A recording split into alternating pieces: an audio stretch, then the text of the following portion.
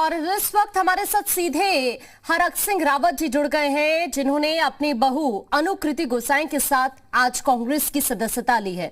बहुत स्वागत है सर आपका जी मीडिया पर। हाँ, नमस्कार जी। सर, फाइनली कांग्रेस ज्वाइन कर लिया आपने? हाँ, आज विधिवत रूप से मैं माननीय सोनिया गांधी जी का, मैं माननीय राहुल गांधी का, प्रियंका गांधी का, अपने केंद्र के सारे वरिष्ठ नेताओं का, माननीय अपने बड़े भाई हरीश रावत जी का, अपने प्रदेश अध्यक्ष गोदयाल जी का, विपक्ष के नेता प्रीतम सिंह जी का, सबका बहुत हृदय से आभारी हूँ कि आज उन्होंने मुझे अपने परिवार में एक सदस्य के रूप में सम्मिलित किया है और मैंने उनको भरोसा दिलाया है कि मैं उत्तराखंड के विकास के लिए, उत्तराखंड के नौजवानों को रोजगार के लिए जी जान से 2022 में पूर्ण बहुमत की कांग्रेस की सरकार बने, मैं इसके लिए काम करूंगा, एक कार्यकर्ता के रूप में काम करूंगा। सर, फाइनली जब कांग्रेस में आप शामिल हो गए हैं एक बार फिर से, तो क्या किसी तरह की कोई शर्तें रखी गई हैं? कोई शर्तें नहीं है, सिर्फ एक ही शर्त है कि हम 2022 में भाजपा की विदाई तय करें।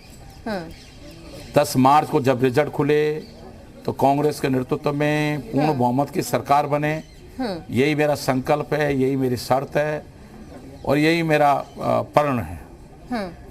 सर, किसी तरह का कोई आश्वासन कांग्रेस पार्टी की तरफ से आपको मिला है? नहीं, मैंने कोई आश्वासन नहीं है कि मैं भाई इन सब चीज़ों से ऊपर उठ गया हूँ। मैंने कहा भाई मैं जी जान से मेहनत करूँगा और आप जहाँ भी मुझे काम पे लगाएंगे मैं काम करूँगा। बस लक्ष्य केवल एक है कि पूर्ण बहुमत की कांग्रेस की सरकार बनाना है। सर, अनुकृति गोसाई भी आपके साथ कांग्रेस में शामिल हुई हैं, तो क्या उनके टिकट को लेकर किसी तरह की कोई बात हुई है क्या पार्टी नेतृत्व से? कोई बात नहीं, टिकट को लेकर कोई बात नहीं हुई है, न मैंने टिकट को लेकर कोई बात की है। ये पार्टी को निर्णय लेना है और जो भी पार्टी काम देगी हम काम करेंगे।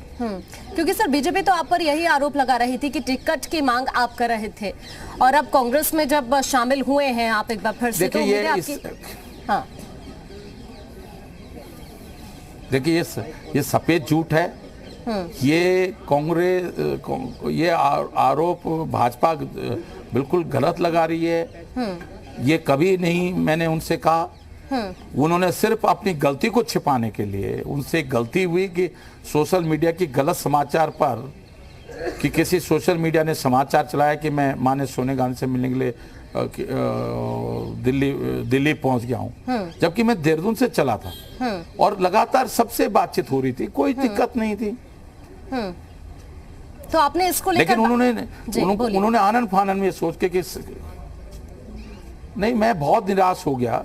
मुझे लगा कि भाई इतनी बड़ी हाई कमान जिन पे आई भी है, CBI है, तमाम जांच एजेंसियां हैं और वो इतने बड़ा गलत निर्णय कैसे ले सकते हैं? एक सोशल मीडिया के फर्जी समाचार के आधार पर इतना बड़ा राजनीतिक निर्णय कैसे ले सकते हैं? इसलिए मेरा मन बड़ा खराब हो गया। मैंने कहा नहीं, अब नहीं, मैं कोई बात नहीं। कांग्रेस में बार बार वापसी आपकी चल रही थी और मैंने नहीं, बिल्कुल नहीं, कोई बातचीत नहीं हो रही थी। गणेश गोदयाल जी जो प्रदेश अध्यक्ष हैं, उनके कई बार फोन आते थे। प्रीतम सिंह भाई जो लीडर ऑपोजिशन है, उनके कई बार मुझसे बातचीत होती थी और वो कहते थे घर वापस आ जाओ, तो हंसी मजाक में बात होती थी। इसका तो ये नहीं कि कोई मैंने मेरे तो परिवार में देरी कैसे हो गई ज्वाइन करने में पार्टी? क्योंकि रोज इसी तरह की खबरें आ रही थी सामने, कहीं पेच फंसा हुआ था क्या?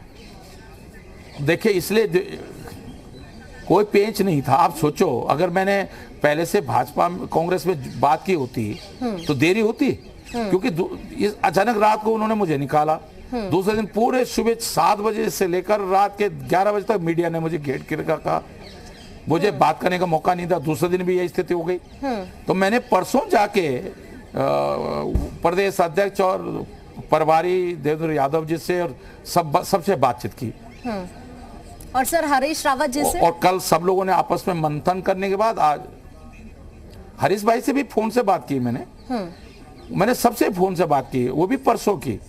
फिर कल सब लोगों ने मंथन किया, मुझे कल संकेत शाम को दिया कि भाई बातचीत हो गई है, पार्टी हाईकमान राहुल जी प्रियंका गांधी से भी बात होनी है, सोनिया जी से बात होनी है, और बातचीत करने के बाद आपको बता दिया जाएगा। आज सुबह उन्होंने मुझे बता दिया कि भाई आप तैयार रहिएगा, आपको हम फोन करेंगे कि कहाँ आना है। सर हरीश रावत नाराज हैं आपसे, लेकिन मुझे वाली जो चीजें हुई हैं इसको लेकर, क्या अब सब कुछ ठीक है क्या? नहीं, देखिए बिल्कुल ठीक है। आज हरीश भाई भी थे और उन्होंने भी आशीर्वाद दिया, पार्टी में सम्मिलित होने के लिए मैंने उनको धन्यवाद दिया, और बड़े आज कोई गिलवे शिकवे नहीं है। और अब तो सिर्फ एक उद्देश्य है कि कांग्रेस चुनाव अभियान समिति के अध्यक्ष हरीश भाई है, और उनके नेतृत्व में कांग्रेस की सरकार आए, भाजपा की विदाई हो, सिर्फ यही एक। और मैं सोचता हूँ मेरा सचमुच 2016 को जो मैंने गलती की उसका प्रायश्चित तभी होगा जब 10 मार्च को पूर्ण बहुमत की कांग्रेस की सरकार आ जाएगी। क्योंकि सर खबरें तो कुछ इसी तरह की आ रही थी कि हरीश रावत जी आज भी आपसे नाराज हैं।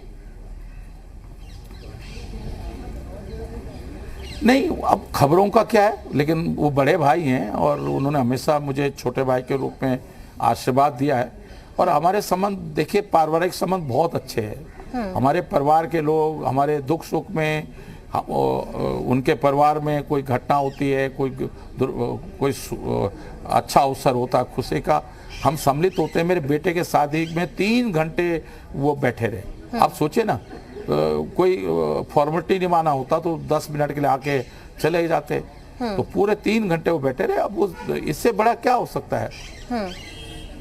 अब आप सोचो, जब वो धामी मेरा छोटा भाई है, उसके नेतृत्व में मैं काम कर सकता हूँ। आपका जो है तीरथ रावत मेरे विद्यार्थी रहा, मैं उसके नेतृत्व में काम कर सकता हूँ। उत्तर प्रदेश के योगी, जब मैं मंत्री था तब वो कोटद्वार छात्र संघ में कोटद्वार में बीएससी कर रहे थे, और तब उन्होंने मेरा स्वागत किया था छात्र के रूप में। तो मैं त्रिवेंद्र राव जी जब मैं मंत्री था, वो एक जनसंपर्क अधिकारी थे, उनके साथ मैं काम कर चुका हूँ। तो हरीश भाई तो जब मैं छात्र राजनीति करता था 1980, 81, 82 में, तब वो सांसद हो गए थे। तो वो वरिष्ठ भी हैं, उम्र में भी वरिष्ठ हैं, और हर तरह से वरिष्ठ हैं, और उत्तराखंड में बड़े सूझबूझ के नेता हैं, मैं सोचता हूँ। जी बिल्कुल। और सर अब चूंकि आप कांग्रेस, जी तो हरक सिंह रावत को अभी आप सुन रहे थे, बहुत शुक्रिया आपका, आपने अपना कीमती वक्त हमें दिया। लेकिन कांग्रेस की सदस्यता ले ली है, हालांकि ये कहते हुए नजर आए कि किसी तरह की कोई शर्तें नहीं रखी हैं, मैं मन से काम करूंगा। लेकिन जो हरीश रावत को लेकर खबरें आ रही थी वो तो कुछ इस तरफ इशारा कर रहे थे कि मनभेद खत्म हो गया है।